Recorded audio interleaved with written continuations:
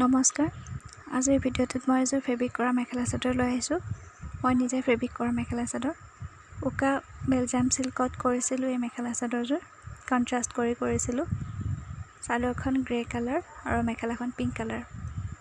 ইয়াত ব্যৱহাৰ কৰিছিলোঁ কেমেলৰ ফেব্ৰিক আৰু 0 নম্বৰ ব্ৰাছ। কালাৰ ইউজ কৰিছিলোঁ মই white colour, yellow colour, pink colour, sky blue. এইকেইটা কালাৰ মই কাপোৰযোৰত ব্যৱহাৰ কৰিছিলোঁ। এখন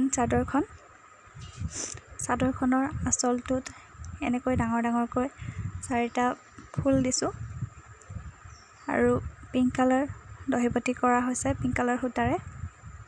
চাদৰখনৰ গোটেই বৰ্ডাৰটোত এনেকৈ ফুলৰ ডিজাইন দিছোঁ, তিনিটাকৈ ফুল, আৰু চাদৰখনৰ মাজত এনেকৈ ফুলৰ বুটা দিছোঁ।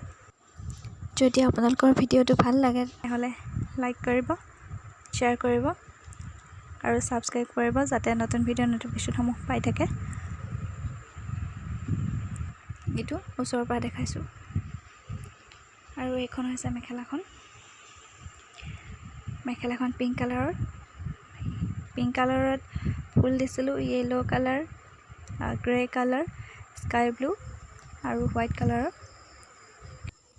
আশা কৰোঁ ভিডিঅ'টো চাই ভাল পাব। কমেণ্ট কৰি জনাব আপোনালোকে মই ফেব্ৰিক কৰা কাপোৰযোৰ কেনেকুৱা পালে।